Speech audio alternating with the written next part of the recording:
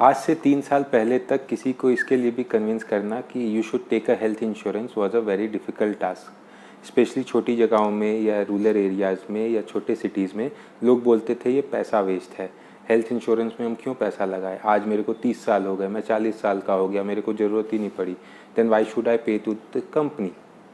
But corona के बाद ये माइंडसेट बहुत ही चेंज हो गया है। अब लोग हेल्थ इंश्योरेंस लेने लग गए हैं। बट हेल्थ इंश्योरेंस लेने का करेक्ट फॉर्म क्या है, कैसे लेना है? सिर्फ हेल्थ इंश्योरेंस लेना है, ऑनलाइन गए, पोर्टल में लॉगिन किया और भैया चेक किया ये सस्ता है ये ले लो, नहीं, this is not the correct way. So today we will learn how to take health insurance, what are the things to consider before buying a health insurance and what are the things to avoid, जिसको avoid भी करेंगे तो चलेगा। तो आज का video start करते हैं। Let's start and know what are the things we should know before taking a health insurance. I gave you my heart.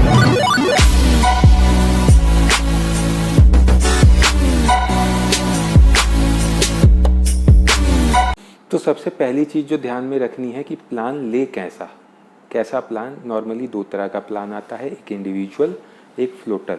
Individual मतलब बंदे का खुद का प्लान, भैया तेरा खुद का है और किसी का नहीं, अकेले तेरा इंश्योरेंस हो रहा है।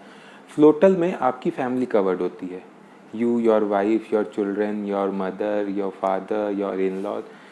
अलग अलग तरह की पॉलिसी आती हैं जो अलग अलग लोगों को कवर करती है। तो आपको कैसा लेना चाहिए ये पहले डिसाइड करते हैं। सबसे पहली चीज़, अगर तो आप फैमिली में मेंबर हैं, आपके साथ सब जुड़े हुए हैं, तो you should prefer floater policy.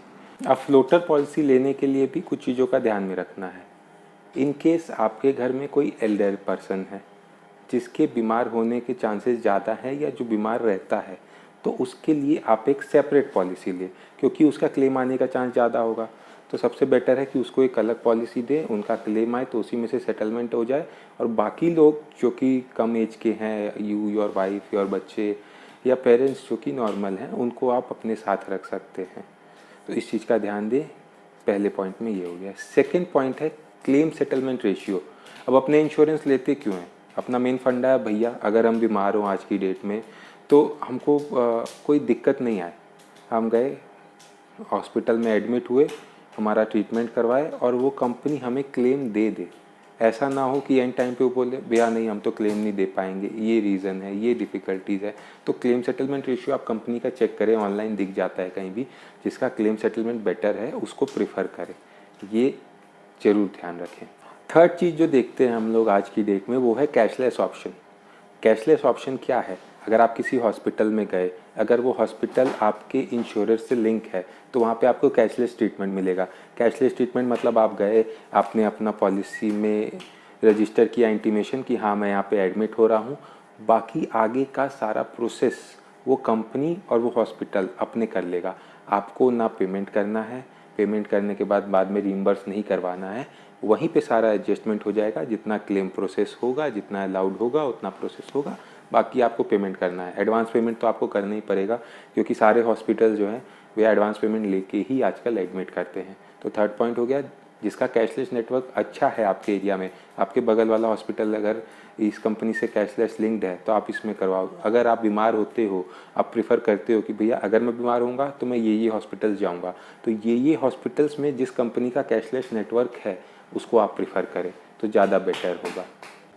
अब चौथी पॉइंट जो हम लोग ध्यान में रखेंगे वो है कि जितने कम से कम कंडीशंस हो आपकी पॉलिसी में। आजकल क्या है, कोई भी आप पॉलिसी लीजिए सस्ती मिल जाती है, आप ऑनलाइन जाते हो, देखते हो भैया ये सस्ता मिल रहा है, ले लो, ख़त्म करो। बट नहीं, यू शुड चेक कि उसमें बेनिफिट क्या है, उसमें क्या टर्म्स एंड कंडीशंस है। जिस पॉलिसी में जितनी ज़्यादा कंडीशंस होंगी उतना ज़्यादा दिक्कत है, क्योंकि उससे एक्स्ट्रा जितना भी खर्चा होगा वो बोलेगा कि भैया आप पे करो। लाइक कोई कंडीशन है कि 2000 से ऊपर का रूम रेंट होगा तो हम नहीं पे करेंगे, तो भैया 2000 के ऊपर जितना भी खर्चा हुआ आपको पेमेंट होना पड़ेगा। तो प्रीमियम थोड़ा ज़्यादा लगे, बट जिस पॉलिसी में ज़्यादा ऑप्शंस मतलब ज़्यादा ये कंडीशंस ना हो उसी को चुने, क्योंकि ज़्यादा दिक्कत नहीं होती है। कम कंडीशन वाले पॉलिसी को ही चुने ताकि क्लेम सेटलमेंट के समय आपको दिक्कत ना हो। थोड़ा प्रीमियम आज ज़्यादा लगेगा, बट जब क्लेम मिलेगा दैट विल बी गुड। तो इस बात का ध्यान रखें। अब नेक्स्ट पॉइंट जो ध्यान में रखना है वो है प्री पोस्ट हॉस्पिटलाइजेशन।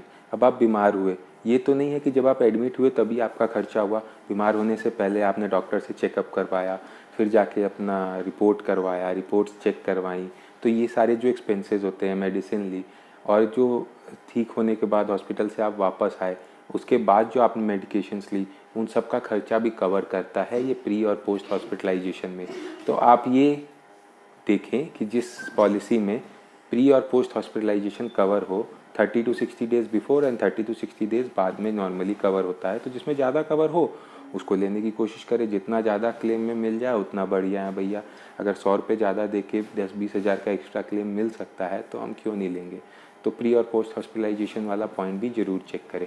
अब नेक्स्ट पॉइंट जो आता है प्री एग्जिस्टिंग डिजीज़ को लेके आता है। कंपनीज़ क्या बोलती हैं, अगर आपको पहले से कोई भी प्रॉब्लम है, बीपी की प्रॉब्लम है, थायराइड की प्रॉब्लम है, या कोई भी प्रॉब्लम है, तो उसके रिगार्डिंग अगर आपको कोई भी दिक्कत होगी फर्स्ट 2 ईयर्स, फर्स्ट 3 ईयर्स और 4th ईयर तक, तो वो हम कवर नहीं करेंगे। तो अपने को ये देखना है जिस पॉलिसी में प्री एग्जिस्टिंग डिजीज़ जितनी जल्दी कवर कर ले वो ज़्यादा बेटर है अपने लिए। नेक्स्ट पॉइंट जो कंसिडर करनी है, आजकल कंपनियां जो हैं आपको पॉलिसी में नो क्लेम बोनस देती है। नो क्लेम बोनस क्या होता है, अगर आपने पूरे साल में कुछ भी क्लेम नहीं लिया तो कंपनी नेक्स्ट ईयर आपको बोनस देती है 10% extra on sum assured. Like आपका 10 लाख का इंश्योरेंस है, इस साल आपने कोई क्लेम नहीं लिया तो आपको 1 लाख बोनस मिलेगा। मतलब नेक्स्ट ईयर आप 11 लाख तक का क्लेम कर सकते हैं। 10 lakh normal sum assured plus 1 lakh का बोनस। किसी का 10% होता है, किसी का 20% होता है, किसी का 50 होता है, किसी का 100 भी होता है। तो अपने को कोशिश करना है जिसमें अपने को ज़्यादा बोनस मिल रहा हो, नो क्लेम बोनस, उसको हम लोग प्रीफर करें। जितना ज़्यादा बेनिफिट हो उतना अच्छा भैया, हम लोग पैसे दे रहे हैं तो फ़ायदा भी तो मिलना चाहिए। तो ये थी कुछ बेसिक पॉइंट जो आपको कंसिडर करना चाहिए। सबसे पहला है आपका प्लान करें, इंडिविजुअल लेना है कि फ्लोटर लेना है।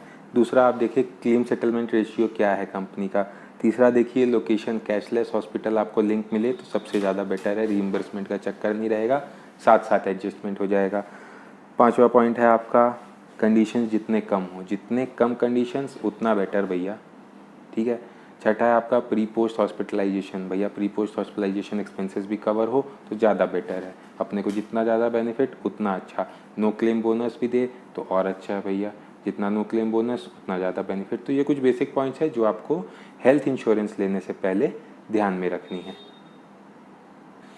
हेल्थ इंश्योरेंस से रिलेटेड और कोई भी क्वेरी हो या कुछ भी आप जानना चाहते हैं तो आप कमेंट बॉक्स में लिख सकते हैं, मैं उसको रिप्लाई करने की कोशिश करूँगा। या और कोई आप चाहते हैं मैं किसी चीज़ पे वीडियो बनाऊँ तो उसको भी आप नीचे ज़रूर लिखें।